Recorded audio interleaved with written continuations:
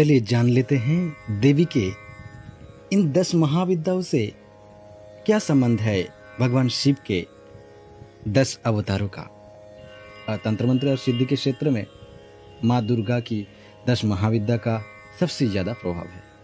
इन्हीं महाविद्या से पूरे ब्रह्मांड को ऊर्जा मिलती है और देवी देवताओं को शक्तियाँ भी इनसे ही मिलती है या निहित है, उनका शक्ति इनमें निहित है, ऐसे कहा जा सकता है। यहाँ तक कि भगवान शिव इनकी शक्ति के बिना, इन्हीं शक्ति के बिना शव के समान माने जाते हैं, इसीलिए शिव शक्ति कहा जाता है। शायद शक्ति के बिना शिव शून्य है। महादेव और उनका मूल जो शक्ति है, इसके 10 प्रमुख स्वरूप के बारे में शास्त्रों में और पुराणों में वर्णन मिलता है। भगवान शिव के अवतार रुद्र भी इन महाविद्याओं से प्रेरित है, जो मनुष्य को सुख समृद्धि भोग और मोक्ष प्रदान करने वाले हैं और उनकी शक्ति से व्यक्ति की 10 दिशाओं से रक्षा करते हैं। तो चलिए जान लेते हैं कि भगवान शिव के 10 रुद्रावतारों के बारे में, जिनका देवी के इन 10 महाविद्याओं से संबंध है।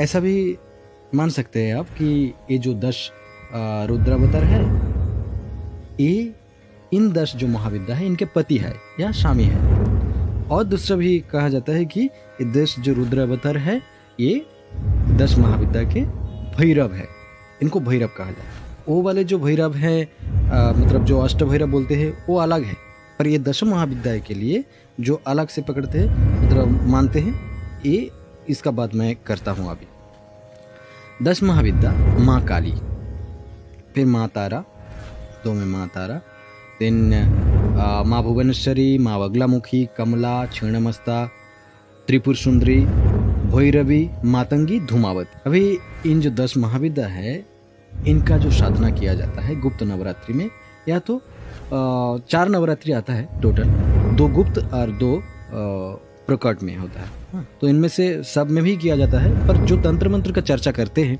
उनके लिए गुप्त नवरात्रि वो अच्छा माना जाता है। अभी जो शारद नवरात्रि आ रहा है ये भी अच्छे है, सबके लिए है। हाँ, जो गृहिणी लोग हैं उनके लिए भी है, और जो तांत्रिक है, तंत्र मंत्र की चर्चा करते हैं उनके लिए भी है।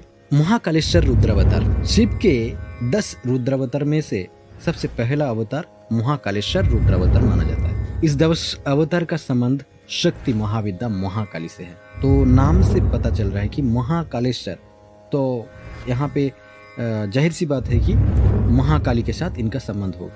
महाकालेश्वर जो है ना, काल के भी काल है, हाँ कहे जाते हैं ऐसा।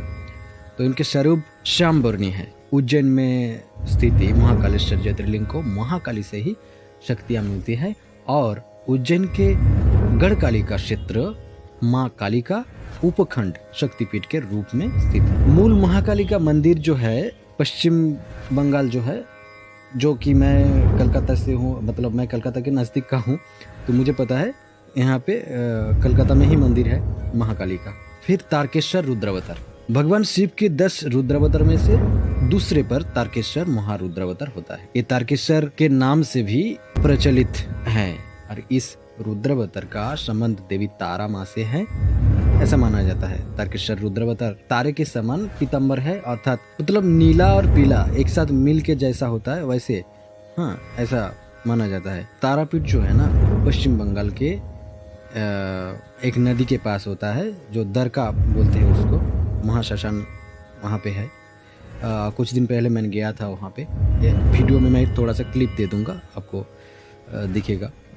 कुछ दिन पहले मैं गया था, और मैं खुद बंगाली हूँ मैं, बंगाली भी बोल सकते हो, मैं बंगाली हूँ, तो उसमें आपको यकीन करना ही पड़ेगा कि ये जगह मैं जहाँ पे दिखा रहा हूँ ये सही है। भुवनेश्वर रुद्रावतार, महादेव का तीसरा अवतार भुवनेश्वर रुद्रावतार, इनको बाल भुवनेश भी कहा जाता है। इस अवतार का संबंध शक्ति माँ भुवनेश्वरी देवी बाला भुवनेश्वरी ऐसा माना गया है। 10 महाविद्याओं में से एक माता भुवनेश्वरी का शक्तिपीठ उत्तराखंड में माना जाता है। भुवनेश्वर रुद्रावतार का स्वरूप शीतल सेत के समान है। नारद गंगा के तट पर स्थित इस मंदिर के पास वेदव्यास जी ने श्रुति और स्मृतियों को वेद पुराणों के रूप में लिपिबद्ध किया था। तो जैसे शायद सबको पता नहीं है, मैक्सिमम लोगों को पता नहीं होगा कि श्रुति और स्मृति अलग होता है। दोनों शास्त्रों का भाग है, श्रुति शास्त्र और स्मृति शास्त्र। तो वही कहा गया है। और यहाँ पे वेदव्यास जी इसी गंगा के तट पर, नारद गंगा के तट पर श्रुति और स्मृतियों का वेद पुराणों में से लिपिबद्ध किया था। षोडेश्वर रुद्रावतार, महादेव के जो 10 रुद्रावतार में से चौथा षोडेश्वर रुद्रावतार है। इस अवतार को षोडेश्वर अर्थात षोडश श्री विद्येश के नाम से जाना जाता है। इस अवतार की शक्ति महाविद्या षोडशी श्री विद्या के साथ जोड़ा जाता है, ऐसा माना जाता है। ठीक है। 16 कलाओं से पूर्ण षोडेश्वर रुद्रावतार को मोक्षदायी माना जाता है। भगवती षोडशी का शक्तिपीठ त्रिपुरा राज्य के उत्तर पूर्व में है और माताबाड़ी पर्वत के शिखर पर स्थित है। यह माता सती का दायां पैर गिरा था। इसकी शक्ति त्रिपुर सुंदरी और भैरव त्रिपुरेश ऐसा है। भैरवनाथ रुद्रावतार भगवान शिव का 5वां अवतार भैरवनाथ रुद्रावतार है, जिनको भगवान भैरवनाथ के नाम से भी जाना जाता है। इस अवतार की शक्ति माँ भैरवी मानी गई है। इस आदि शक्ति को त्रिपुर भैरवी और गिरिजा भैरवी ऐसा कहा गया है। और भैरवनाथ के पुराणों में वाहन रूप बताया गया है, वाहन स्वरूप बताया गया है। और भैरव को तामसिक देव भी कहा गया है। जाहिर सी बात है, ऐसा शास्त्र में मिलता है, ऐसे भैरव तंत्र में भी मिलता है, जिनको दिशाओं का रक्षक माना गया है। उज्जैन के शिप्रा नदी के तट पर भैरव पर्वत पर भैरवी का शक्तिपीठ स्थित है। वही कुछ विद्वान इस शक्तिपीठ को गुजरात के गिरनार के सन्निकट भैरव पर्वत को वास्तविक शक्तिपीठ मानते हैं। इसलिए दोनों स्थानों का माँ भैरवी शक्तिपीठ के रूप में मान्यता प्राप्त है। दामोदेश्वर रुद्रावतार भगवान शिव का 6वां अवतार दामोदेश्वर रुद्रावतार है। इस अवतार की शक्ति देवी छिन्नमस्ता से है। इनको चिंतपूर्णी के नाम से भी जाना जाता है। भारत में छिन्नमस्तिका मंदिर प्रख्यात तांत्रिक शक्तिपीठ है। देवी छिन्नमस्ता का शक्तिपीठ झारखंड के रामगढ़ क्षेत्र में स्थित है। बताया जाता है कि प्राचीन मंदिर नष्ट हो गया था और जिसके बाद नया मंदिर बनाया गया, लेकिन प्राचीन मूर्तियों अभी भी स्थित है। मान्यता है कि दामोदर को शिव व भैरवी की शक्ति माना गया है। धूमेश्वर रुद्रावतार भगवान शिव का 7वां अवतार धूमेश्वर रुद्रावतार है। इनको धूमेश्वर अर्थात धूम्रवान नाम से भी जाना जाता है। इस अवतार की शक्ति देवी की 10 महाविद्याओं में से देवी धूमावती से माना जाता है। धूमावती के साथ संबंध है। तो धूम्रेश्वर रुद्रावतार का स्वरूप धूम्रवर्ण अर्थात धुएं के समान माना जाता है। देवी धूमावती का शक्तिपीठ मध्य प्रदेश के दतिया जिले के पीताम्बर पीठ प्रांगण में स्थिर है। पूरे भारत में माता धूमावती का यहाँ इकलौता मंदिर है, जिसकी मान्यता बहुत अधिक है। बगलेश्वर रुद्रावतार महादेव के 10 रुद्रावतारों में से बगलेश्वर रुद्रावतार 8वां रुद्रावतार माना जाता है। इस अवतार को बगलामुख नाम से भी जाना जाता है। इनका स्वरूप पीला है और इस अवतार की शक्ति देवी बगलामुखी से है। देवी शक्ति के 3 प्रसिद्ध शक्तिपीठ माने जाते हैं। पहला हिमाचल के कांगड़ा जिला में एक स्थित है, जिसे बगलामुखी मंदिर कहा जाता है। दूसरा मध्य प्रदेश के दतिया जिले में है और तीसरा भी मध्य प्रदेश के शाजापुर में स्थित है, जिनको बगलामुखी मंदिर भी कहा जाता है। इनमें सबसे अधिक मान्यता कांगड़ा जिले में जो है वही मंदिर की है।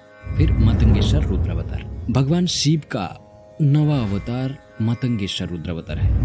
इनको मातंग के नाम से भी जाना जाता है। इनका स्वरूप हरा है और इस अवतार की शक्ति महाविद्या देवी मातंगी माना जाता है।